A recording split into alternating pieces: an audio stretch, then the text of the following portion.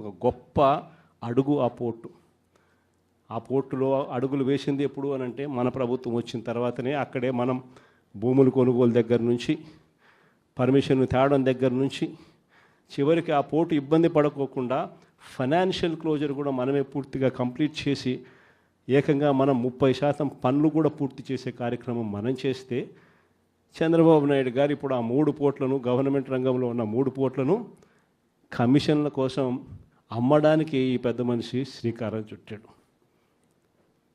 ఇదే పెద్ద మనిషి చంద్రబాబు నాయుడు గారు ఇదే ఉత్తరాంధ్రలో ఎప్పుడు చూడని విధంగా ట్రైబల్ ప్రాంతాన్ని అభివృద్ధి పదంలో మనం నడిపించాం. ట్రైబల్ ప్రాంతంలో ఒక ట్రైబల్ ఇంజనీరింగ్ కాలేజ్, ట్రైబల్ ప్రాంతంలో ఒక మెడికల్ కాలేజ్, ట్రైబల్ ప్రాంతంలో ఏకంగా 5 సూపర్ స్పెషాలిటీ హాస్పిటల్ ఐటీడీఏ పరిధిలో, ఏకంగా సాలూరులో ఒక ట్రైబల్ యూనివర్సిటీ కూడా అడుగులు వేగంగా మనం ముందుకు వేయి చేస్తే, ఈ పెద్ద మనిషి పూర్తిగా వాటి పనుల గురించి ఈరోజు పట్టించుకునే పరిస్థితులు ఎవడూ లేని పరిస్థితులు ఈరోజు ట్రైబల్ ప్రాంతం కనపడతా ఉంది. ఈరోజు భోగాపురం ఇంటర్నేషనల్ ఎయిర్పోర్ట్ మనందరికీ కూడా పరిచయం. ఆ పనులు 5 సంవత్సరాలు చంద్రబాబు నాయుడు హయాంలో పనులు మొదలు కాల. బ్యాలెన్స్ ల్యాండ్ అక్విజిషన్ పూర్తి ఎప్పుడైంది అని అంటే అది మన హయాంలో. ఆ ప్రాజెక్టు శంకుస్థాపన ఎప్పుడు జరిగింది అని అంటే మన హయాంలో. ఆ ప్రాజెక్టు 30% పనులు ఎప్పుడు పూర్తయ్యాయి అని అంటే అది మన హయాంలో. ఏదైనా కూడా విశాఖపట్నం కానీ, ఉత్తరాంధ్రకు కానీ, రాష్ట్రంలో మరొక చోట కానీ, ఇంకొక చోట కానీ ఎక్కడైనా అభివృద్ధి పథంలో పనులు ఏదైనా జరిగాయి అని అంటే, చివరికి నాడు నేడుతో స్కూళ్ళు సైతం అభివృద్ధి ఎప్పుడు చెందాయి అని అంటే అది ఒక్క వైఎస్ఆర్సీపీ ప్రభుత్వ హయాంలోనే. ఈరోజు అన్నీ కూడా నాశనం అయిపోయిన పరిస్థితి కనిపిస్తూ ఉన్నాయి. ఈ పెద్ద మనుషులు అన్ని రకాలుగా కూడా వ్యవస్థలన్నీ నాశనం చేశాడు. ఇచ్చిన హామీలు ఏవి కూడా నిలబెట్టుకునే పరిస్థితిలో లేక ఈ పెద్ద మనిషి ప్రతిదీ కూడా ప్రజలను వెన్నుపోటు పొడిచే కార్యక్రమం చేస్తూ ఉన్నప్పుడు, ఆ టాపిక్ నుంచి ప్రజలను డైవర్ట్ చేసేందుకు ఏ ఒక్కరూ కూడా ఆయనను ప్రశ్నించే స్వరం వినపడకుండా చేసేందుకు ఈ పెద్ద మనిషి చేస్తూ ఉన్న పాలన భయానక పాలన సృష్టించడం. ఆ భయానక పాలన సృష్టించడంలో భాగంగా ఈరోజు రెడ్ బుక్ రాజ్యాంగం నడుస్తూ ఉంది. ఈ రెడ్ బుక్ రాజ్యాంగంలో ఎవరైనా కూడా గొంతు విప్పుతారు చంద్రబాబు నాయుడుకు వ్యతిరేకంగా అని చెప్పి ఎక్కడ చంద్రబాబు నాయుడు గారికి అనిపించినా వెంటనే ఆ మనిషి గొంతు పట్టుకోవడం, ఆ నులిపేయడము అనేది ఎలా అనేది మాత్రమే చేస్తూ ఉన్నారు.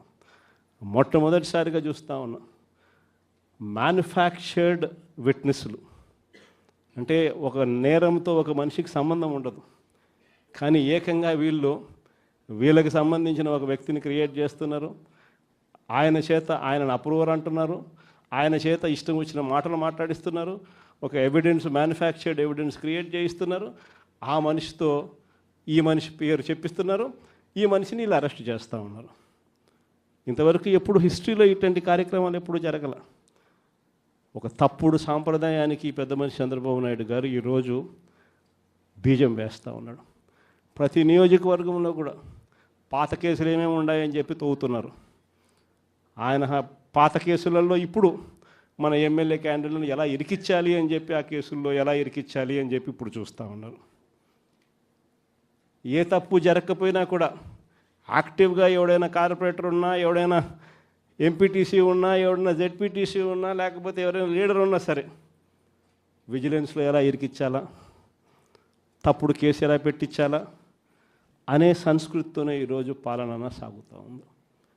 నేను ఒకటి చెప్తా ఉన్నా, ఈరోజు కష్టంలో ఉన్న వైఎస్ఆర్సీపీ అన్నదమ్ములను నేను ఈరోజు చూస్తూ ఉన్నా. నేను మీ అందరికీ ఒకటే చెప్తా ఉన్నా, మీ అన్నగా, మీ తమ్ముడిగా, మీ బిడ్డగా ఒకటి చెప్తా ఉన్నా. నెక్స్ట్ వచ్చే జగన్ 2.0లో పరిస్థితి ఈ మాదిరిగా ఉండదు. ఈరోజు ప్రతి కార్యకర్త కష్టాన్ని చూస్తూ ఉన్నా కాబట్టి చెప్తా ఉన్నా. ఇంతకుముందు మన హయాంలో మనం వచ్చే టయానికే కోవిడ్ మహమ్మారి మధ్యలో 2019 జూన్లో మనం ప్రమాణ స్వీకారం చేశాం. ఆ తర్వాత ఆ మార్చిలోనే ముగియక మునిపే, ఒక సంవత్సరం కూడా సరిగ్గా ముగియక మునిపే 2020 మార్చి వచ్చేసరికి వెంటనే కోవిడ్ వచ్చింది. ఆ తర్వాత 2 సంవత్సరాలు కోవిడ్తో మనం యుద్ధం చేయాల్సిన పరిస్థితుల మధ్య మన పాలన సాగింది. బహుశా కార్యకర్తలకు అనుకున్న మేరకు బహుశా నేను చేయలేకపోయి ఉండొచ్చు. కానీ ఇవాళ ఒకటే చెప్తా ఉన్నా, ఈరోజు ఈ కష్టాన్ని చూసిన వ్యక్తిగా చెప్తా ఉన్నా, రేపొద్దున ఇలా ఉండదు. రేపొద్దున జరిగే ప్రతి విషయంలోనూ వైఎస్ఆర్సీపీకి కార్యకర్తే నెంబర్ 1గా ఉంటాడని మాత్రం ఖచ్చితంగా చెప్తా ఉన్నా. ప్రతి కార్యకర్తకు నేను ఒకటే చెప్తా ఉన్నా, ఎవడెవడైతే మీకు అన్యాయం చేశాడో పర్వాలా, అన్యాయం చేయండి, చేయించుకుంటాం, టైం మీది, కానియండి, కొట్టండి అని చెప్పండి. ఆడు ఎవడు ఏం చేస్తా ఉన్నాడో పేరు రాసుకోండి. రెడ్ బుక్ అని నేను చెప్పను, కానీ పేరైతే రాసుకోండి. మీరు ఏ బుక్లో రాసుకున్నా పర్వాలా, పేరైతే మీరు రాసుకోండి. దాని తర్వాత మాత్రం అన్యాయం చేసినోనికి సినిమా మాత్రం మనం చూపిస్తామని చెప్తాను. ఆ మనిషి రిటైర్డ్ అయి ఉన్నా కూడా లాక్కొని వస్తా, ఆ మనిషి దేశం విడిచిపెట్టిపోయినా లాక్కొని వస్తా. ఎవరిని వదిలిపెట్టేది ఉండదు. ఒక్కొక్కడికి మాత్రం సినిమా మాత్రం ఎలా చూపించానో అలా చూపిస్తామని మాత్రం చెప్తాను. ఖచ్చితంగా వీళ్ళు ఏదైతే నాటుతున్నారో, ఏదైతే ఇత్తుతున్నారో, ఇది రెండింతలు వీళ్ళకు పండే కార్యక్రమం కూడా జరుగుతుందని మాత్రం ప్రతి కార్యకర్తకు గట్టిగా చెప్పండి. ఎందుకనంటే ఈరోజు రాష్ట్ర వ్యాప్తంగా ఇదే జరుగుతూ ఉంది. ఒక్కొక్కని కథ వింటూ ఉంటే నిజంగా మనసుకు బాధ కలుగుతుంది. ఆ బాధ ఎలాంటి బాధ అంటే చెప్పలేం.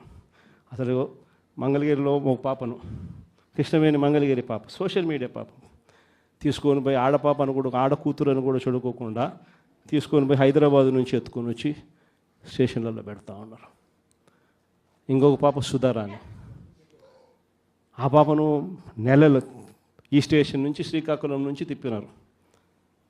శ్రీకాకుళం నుంచి కింద దాకా అన్ని స్టేషన్లు తిప్పుకుంటూ నెల రోజుల పాటు బెయిల్ రాకోకుండా తిప్పినారు. ఆడవాళ్ళను, ఆడ కూతుర్లను కూడా చూడుకోకుండా, కేవలం వీళ్ళకి వ్యతిరేకంగా పోస్ట్ పెట్టిందని. ఇంత దౌర్జన్యంగా జరుగుతూ ఉన్నారు. వంశీ అని ఇప్పటికి 1.5 అయిపోయింది. ఒక కేసులో బెయిల్ వస్తుంది, బెయిల్ వచ్చిన వెంటనే ఇంకొక కేసు, మళ్ళీ ఆ కేసులో బెయిల్ వస్తుంది, బెయిల్ వచ్చిన వెంటనే మళ్ళీ ఇంకొక కేసు. ఇప్పటికి 11 కేసులు. ఒక కేసు అయిపోయినాక ఒక కేసు, ఒక కేసు అయిపోయినాక ఒక కేసు. 2 నెలలు దాదాపుగా వంశీ ఈరోజు జైల్లోనే కనపడతా ఉన్నాడు. ఇంకొక దళితుడు, ఎక్స్-ఎంపీ నందిగామ సురేష్, పాపం 1.5 రోజులు పాపం జైల్లో పెట్టారు. బెయిల్ రాకుండా అడ్డుకుంటూ జైల్లో పెట్టారు. మళ్ళా చివరకు కోర్టుల ద్వారా ఎంతో కష్టపడితే బెయిల్ వచ్చింది. వచ్చిన తర్వాత మళ్ళా 3 నెలలు 4 నెలలు తిరగకపోతే మళ్ళీ ఈరోజు నిన్న మళ్ళా కేసు. వాళ్ళ ఇంటి దగ్గరికి ఒక వ్యక్తి వచ్చి దళితులను కూడా చూడుకోకుండా ఆ మనిషిని ఈయనే తిడతాడు. ఎందుకు నన్ను తిడుతున్నావు అని చెప్పి ఈయన ప్రశ్నిస్తే ఈయన మీద కేసు పెట్టి జైల్లో పెడతా ఉన్న పరిస్థితి మొట్టమొదటిసారిగా ఇప్పుడు చూస్తూ ఉన్నాం. అది ఈరోజు ఇంత దారుణంగా ఈరోజు జరుగుతూ ఉంది. ఇలాంటి